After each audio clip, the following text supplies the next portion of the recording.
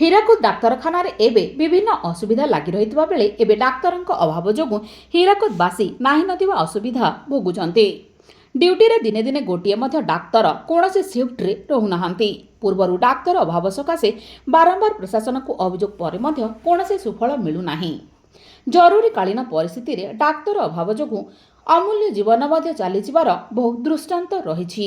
ଏ ବିଷୟରେ ସମାଜସେବୀ କାର୍ତ୍ତିକ କଲିକଙ୍କ ନେତୃତ୍ୱରେ ନୂତନ ଭାବେ ଅବସ୍ଥାପିତ ଜିଲ୍ଲା ସ୍ୱାସ୍ଥ୍ୟ ଅଧିକାରୀ ଅଲେଖ ମହାପାତ୍ରଙ୍କ ସହ ଆଲୋଚନା କରାଯାଇଥିଲା।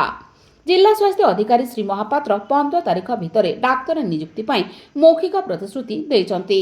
ଏହି ପ୍ରତିନିଧି ମଣ୍ଡଳୀରେ ଲାୟନ୍ସ କ୍ଲବ ବରିଷ୍ଠ ସଦସ୍ୟ ଅଶୋକ ମହାପାତ୍ର, ସୁନିତା ନାଗ, ଅଞ୍ଜଳି ଛତ୍ରିଆ, ସୁବର୍ଣ୍ଣ ନାଗ, ସୁନୀଲ ସେଠ, ଆୟୁଷ କରାଳି ପ୍ରମୁଖ ଉପସ୍ଥିତ ରହି ଏନେଇ ଦାବି ଉପସ୍ଥାପନ କରିଥିଲେ ତଥା ଶୀଘ୍ର ପଦକ୍ଷେପ ଗ୍ରହଣ କରାନଗଲେ ହୀରାକୁଦବାସୀ ରାଜରାସ୍ତାରେ ଆନ୍ଦୋଳନ କରିବାକୁ ବାଧ୍ୟ ହେବେ ବୋଲି ଜଣାଇଛନ୍ତି।